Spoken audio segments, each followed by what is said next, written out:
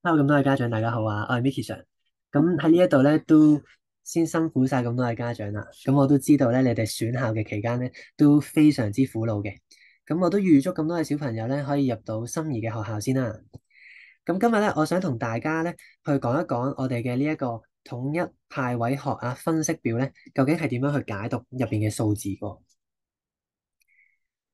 咁就係呢一個 Google Sheet 啦。咁相信咧，咁多位家長都應該見過㗎啦。咁可能係喺潘 Sir 嘅講座入邊啦，又或者你已經自己 download 咗落嚟咧，嘗試去解讀啦。咁但係入邊咧，我哋有一啲諗法咧，係幫到咁多位家長咧去分析翻而家呢個情況嘅。咁但係我哋擔心咧，咁多位家長你哋可能自己解讀嘅時候咧，會唔明白我哋嗰個諗法啊。咁所以我就想藉住呢條影片咧，去話翻俾大家知，究竟有邊一啲數字可以幫到我哋去分析翻而家呢個情況啦，又或者啲數字嘅意思咧，背後嘅意義到底係咩咁樣嘅。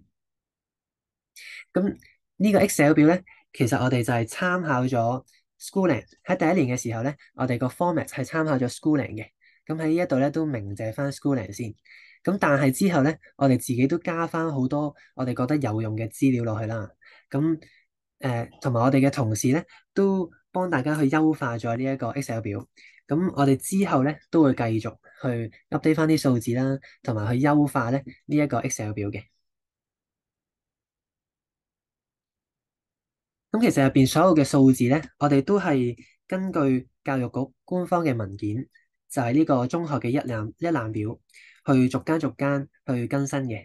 咁譬如咧，我哋要更新南區呢個區域咧，我哋就撳入去南區呢一度，就會出咗呢一個中學一覽表，香港第四網南區。咁入邊咧就會有晒完整嘅學校名單啦，同埋學額嘅。咁我哋係逐個將呢一啲名單同埋學額咧入翻落呢一個 Excel 表入邊嘅。咁希望家長都明白到啦。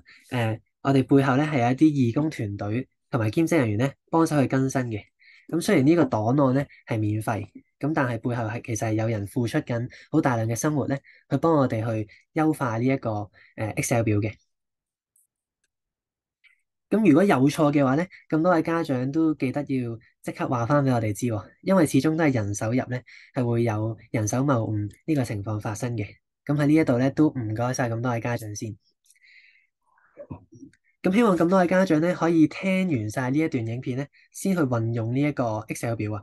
咁如果唔係咧，我哋擔心會影響到大家嘅判斷。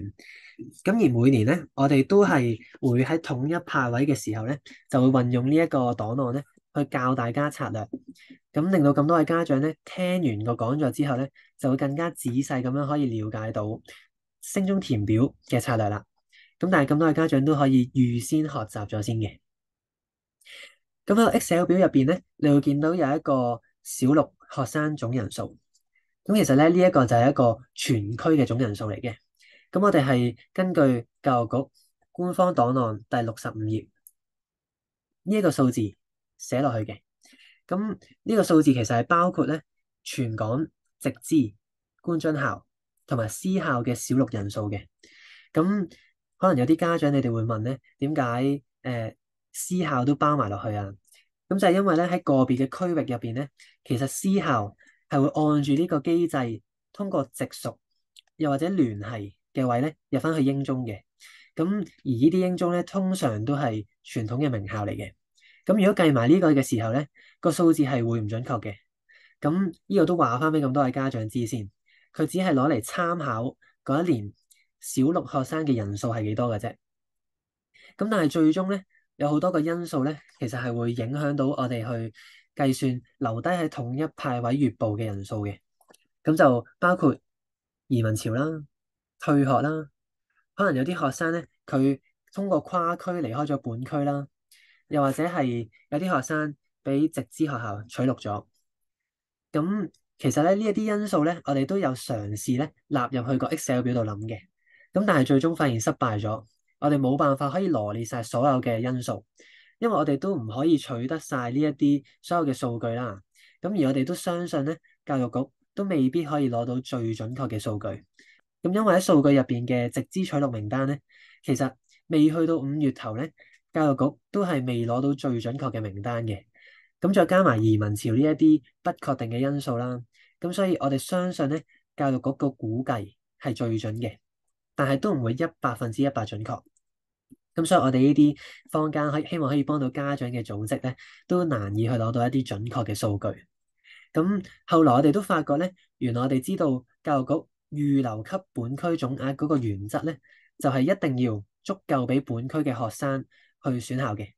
咁我哋相信呢個咧可以幫我哋解釋到咧，預留給本區總額嘅數字入邊，除咗有本區嘅學額咧，亦都有他區借調嘅學額。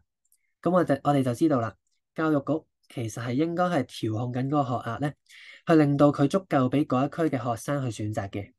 咁換句話講咧，通過個制度去解讀咧，呢個數字其實係能夠包含晒全區嘅學生，剩低喺乙部，即係已經減晒甲部走咗嘅學生，即係全區嘅學生咧，理論上係唔會多過呢個數字嘅。咁不過如果教育局都錯，咁我哋就冇辦法啦。咁如果唔係咧，通過教育局嘅估計咧，其實全區嘅學生唔會多過呢個數字啊嘛。咁所以呢個數字咧，喺呢一個階段咧係最有意義嘅。咁我哋就用呢一個數字咧去做一啲推論啦。咁呢個數字咧係我哋真實數出嚟嘅，而唔係推算出嚟嘅。咁我哋會攞呢一個咧做一個根據咧，去分析翻後面我哋教嘅策略。咁我哋見到個 Excel 表入邊咧，呢度其實咧我哋都有嘗試過去數 Band 1嘅學額同埋英中嘅學額，但係要留意咧就係 Band 1嘅學額咧唔係等於英中嘅學額嘅，因為 Band 1咧其實冇一個最準確嘅數字嘅。咁我哋亦都冇嘗試過去判斷嘅，亦都唔敢去判斷啦，因為冇一間學校咧佢係會純收某一個 banding 嘅學生，咁就算有都係好少數嘅啫。咁有咧，都係夾雜咗，大家會認為所謂 Band 1 A、B、C 嘅學生啊，就唔會係 Band 1 A 嘅學校清一色收晒 Band 1 A 嘅學生咁樣嘅。咁所以 Band 1嘅學校咧係會出現唔準確嘅情況。咁所以咧，我哋就採取咗坊間兩個最熱門嘅排名嘅 banding，去俾咁多位家長去參考，方便咁多位家長咧去篩選嘅。咁又或者可能係盡快去排序翻啦。咁大家都要明白啦，呢個唔係一個極度準確嘅數據嚟嘅。咁我哋只係俾家長去參考嘅啫。但係咧，英中學額咧，我哋就可以通過個制度咧，去揾翻一個準確嘅學額出嚟喎。咁因為去判斷一間學校咧係咪英中，其實有一個必然嘅準則喺度嘅。咁英中咧就係所謂全開英文班嘅中學啦。教育局咧係有一個好清晰嘅指引喺度嘅。咁大家咧可以去呢一個中學概覽嗰度見到嘅。不過今日我就唔喺度涉獵啦，因為潘 Sir 平時喺講座咧都會講到噶啦。咁大家咧可以留意翻個講座。咁我哋數咗英中同埋 Band 1兩個數字之後咧，我哋會攞嚟做一啲分析嘅。咁我哋就嘗試咧大膽去假設，大膽假設啲咩咧？就係大膽假設咧，本區嘅學額咧係唔會少過本區學生嘅人數嘅。咁我哋就將呢一個學額咧分成咗3份，就去推算咧嗰一區英中嘅學額夠唔夠俾 Band 1、Band 2同埋 Band 3嘅學生咧去揀啦。咁但係原本用嚟推算全區學校、全區嘅學生嘅總人數咧，攞嚟分成3個 banding 咧，就係最準確嘅。咁但係我哋都講過啦，因為我哋唔知道咧，我哋會走咗幾多個學生，我哋冇辦法去估計學生嗰個去留啊。咁所以我哋只係粗略咁樣咧，將呢一個預留給本區總額嘅數目分成3份啫。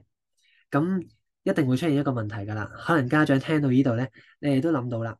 究竟 Band 1嘅學生係咪真係1/3？Band 2嘅學生係咪真係1/3？Band 3嘅學生係咪真係1/3咧？咁我哋承認咧，呢個數字係一定會錯嘅。咁因為我哋真係冇辦法去估計嗰啲不確定嘅因素，唔知道走咗幾多個學生。咁所以咧，錯嘅時候咧，我哋都要去解讀呢一個數字喎。我哋要判斷一下。究竟錯嗰個方向係唔係有利我哋去分析以下嘅情況？咁我哋通過制度去解讀嘅時候咧，我哋發現出錯嘅機會有幾個，而係極高嘅。第一就係我哋會出現一個選校同埋選學生嘅錯配。咁我哋知道咧，全港嘅 Band One 同埋英中嘅學校咧，喺呢段時間咧係唔會收唔齊學生嘅。自行階段嘅時候，佢哋係一定會收得齊學生嘅。咁即係話咧，全港 Band One 嘅直資係唔會收唔齊學生啦。咁即係話，全港現階段所有 Band One 喺自行階段嗰三成學額咧，都係會用盡嘅。咁當然啦，有好少量嘅學生咧，佢唔係 Band One，但係都會入咗 Band One 嘅學校。咁可能係因為一啲特殊嘅原因啦，包括係一啲特異嘅功能咁樣。咁同埋咧，本身經過統計咧，Band One 嘅學校佢嘅學額係足夠俾 Band One 嘅學生嘅，即係全港嚟講，Band One 嘅學校係足夠俾 Band One 嘅學生嘅。咁只不過係咧，每一區佢嘅分佈唔平均。咁但係最終咧，我哋將所有嘅學校同埋學生拍埋一齊去睇嘅時候咧，係一定係足夠 Band One 嘅學生，一定係足夠 Band One 嘅學額去揀嘅。咁因為學校係冇分 banding 噶嘛。咁全港1/3嘅學生咧，佢入咗 Band One 嘅中學，咁所以有啲學校就會變做 Band One 嘅中學啦。咁變相咧，有啲學校有啲學生咧，Band One 嘅學生，佢入唔到 Band One 嘅學校嘅時候咧，其實佢會幫嗰間學校咧攞到一啲微調嘅英文班。咁換句話講咧，即係 Band One 嘅學校嘅學額咧，其實係足夠 cover 晒 Band One 嘅學生嘅。咁如果咁樣嘅話咧，我哋就明白到啦，全港 Band One 嘅學生走咗3成，而 Band Two 嘅學生走咗3成，因為喺自行階段嘅時候走咗3成啊嘛。咁我哋留意到咧，原來每年 Band Two 尾嘅學校咧係有機會收唔齊學生嘅。咁但係我哋好有理由相信咧，Band Two 都係會走咗3成啊嘛。咁所以個關鍵咧就係 Band Three 啦。咁 Band Three 嘅學生咧係好難走嘅，就係呢一度講緊呢一個出現選校同埋選學生錯配嘅情況啦。咁我哋有幾個假設啦，就係 Band Three 嘅學生咧，佢哋唔會想喺自行階段咧去甘心揀 Band Three 嘅學校嘅，佢哋一定會去搏一啲 Band Two 嘅學校去揀啦。咁而 Band Two 嘅老師咧，亦都好大機會唔會喺自行階段咧收一啲 Band Three 嘅學生嘅，因為佢哋都盡量想收一啲高 banding 啲嘅學生啊嘛。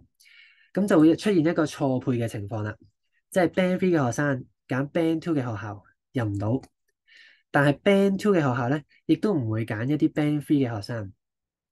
咁而 Band Three 嘅學校咧，偏偏就係因為咁樣咧，而收唔齊學生啦。咁更加 Band Two 嘅學生就唔會揀 Band Three 嘅學校啦。咁呢件事咧，其實現實情況係印證咗嘅，即係每年咧 Band Three 嘅學校咧都有機會喺自行階段收唔足學生嘅。咁因為呢一個現況嘅解讀咧，我哋就有理由相信啦。用本區嘅學額去分成3份，嗰一個數係錯嘅。咁但係錯嘅方向咧，其實理論上就係 Band Three 嘅學生嘅人數係會多過我哋除翻出嚟嗰一份嗰個數目嘅。咁而全部學生嘅數目係固定噶嘛，咁我哋就知道啦。喺此消彼長嘅關係之下咧，如果 Band Three 嘅學生喺嗰個數目入邊多咗，Band One 同 Band Two 嘅學生喺嗰個數目入邊就會少咗。咁好多 Band Three 都走唔到噶嘛，大家都知道。咁我哋知道啦，最終除開咗3份之後咧，Band One 同 Band Two 學生嗰個人數係會唔準，但係實際嘅數字咧係會比我哋除開咗出嚟嗰個數字咧更加少。Band Three 嘅學生咧係會唔準，但係實際嘅數字咧會比我哋除出嚟嗰個數咧更加多。咁我哋就好安心啦。我哋安心咧，知道呢個數字咧係足夠俾我哋進行一個推算嘅。因為只要如果我哋除開咗3份之後咧，嗰個數字都係足夠俾英中學額包圍到嘅話咧，咁我哋就明白到啦。只要嗰個數字實際數字，因為佢係會更加少噶嘛，俾我哋除開3份出嚟嗰個數字，只要係俾英中學額包圍到咧，咁大家就會有一個英中學額啦。Band One、Band Two 嘅學生一定會有一個英中學額啦。咁喺呢一度咧，個謬誤越大咧，嗰個英中嘅學額攞到英中學額嘅機會咧就會越高嘅，比 Band One、Band Two 嘅學生。咁不過咧，另一方面去睇咧，如果英中學額係爭百幾個嘅時候，可能 Band One 嘅學生同英中學額爭百幾個嘅時候咧，咁其實都有機會會夠嘅，因為嗰個實際數字咧係會少過我哋除翻出嚟嗰三份嘅數字啊嘛。咁樂觀啲咁睇啦，咁但係如果冇咁樂觀咁睇咧，咁唔夠嘅時候咧，我哋都有一啲策略嘅。咁不過就算有策略都好咧，我哋都要有一個保守嘅做法。咁唔夠嘅時候咧，我哋就用唔夠嘅方法，咁就避免一啲黑天鵝事件去發生啦，做一個低風險啲嘅抉擇。咁同樣道理啦，Band Two 都係啦。如果有足夠嘅英中學額咧，咁我哋就知道平衡嗰個範圍喺邊度咯。咁呢個仲可以分析到咧，點解我哋咁樣做，同埋點解資源錯配，我哋都要咁樣去做嘅原因啊。咁我哋咧唔好解讀晒成個表先，我哋淨係睇咗，只要我哋個策略就係咁啦，只要英中學額係大過 Band One 學生嘅人數咧，足夠 cover 晒所有 Band One 學生嘅人數咧，咁大家就知道啦。利用我哋嘅大包圍策略，Band One 嘅學生肯定有一個英中嘅學額。咁大家要知道個策略就係一定要填晒所有英中先啦，咁就會有一個英中嘅學額啦。咁但係頭三志願咧都要揀翻自己心儀嘅學校喎，又或者係按住嗰個熱門嘅程度盡快去評啦。咁因為呢個策略咧，其實係會隨住學額同埋 banding 嘅轉變咧而有所唔同嘅。咁我哋日後咧會喺講座咧用最 update 嘅數字同大家去分析，咁就避免大家去誤用嘅。咁起碼大家而家都知道咧嗰個原理係點樣推算出嚟先。咁第二個策略咧就係 Band Two 嘅學生咧都要留意翻啦。Band Two 嘅學生呢度，咁我哋一定要嘗試咧用 Band One、Band Two 嘅學額去睇，究竟最大停到嘅範圍係幾多？咁假設咧呢一度，如果我哋加晒本區同他區 Band Two 學生嗰個學額咧，其實係有969個嘅喎。咁我哋又發現咧，原來呢一區入邊咧，我哋推算出嚟嗰個數目咧係863個 Band Two 生。咁我哋知道實際嗰個數目係一定會少過863個噶嘛。咁我哋就知道啦，即係話 Band Two 嘅學生係有剩餘 Band Two 嘅學額嘅，即係你點都唔會跌出 Band Two 噶啦。如果用我哋個大包圍策略嘅話，咁我哋咧就唔需要擔心會跌到個 Band Three 啦。咁我哋就可以睇啦，我哋可以搏一搏 Band Two 嘅學生，可以搏一搏 Band One 佢嘅學額嘅，得唔得？好，咁我哋知道最大個範圍停咗喺邊度咧，就會有相對嘅策略可以做啦。咁假設咧，如果 Band One、Band Two 嘅學額，他區、本區都夠晒俾佢哋用啦，咁 Band Two 嘅學生唔會跌出 Band Two 嘅範圍，就唔使擔心，你哋可以揀晒 Band One 同 Band Two 嘅學校啦。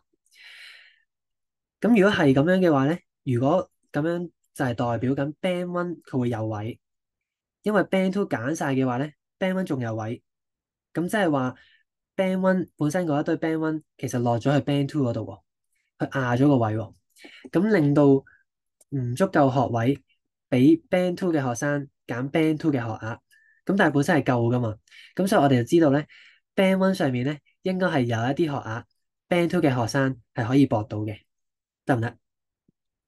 好啦，咁 Band Two 咧嘅學生用呢個策略咧，就會有好高機會可以留翻喺 Band One 同埋 Band Two 嘅學校入邊啦，甚至可以搏下睇下可唔可以上到去 Band One 嘅學校添。咁 Band Three 嘅學生咧就每年都要搏下噶啦，睇下可唔可以上到去 Band Two 嘅學校嗰度。咁但係都要睇一睇個情況，就係究竟 Band Two 有冇學額剩先。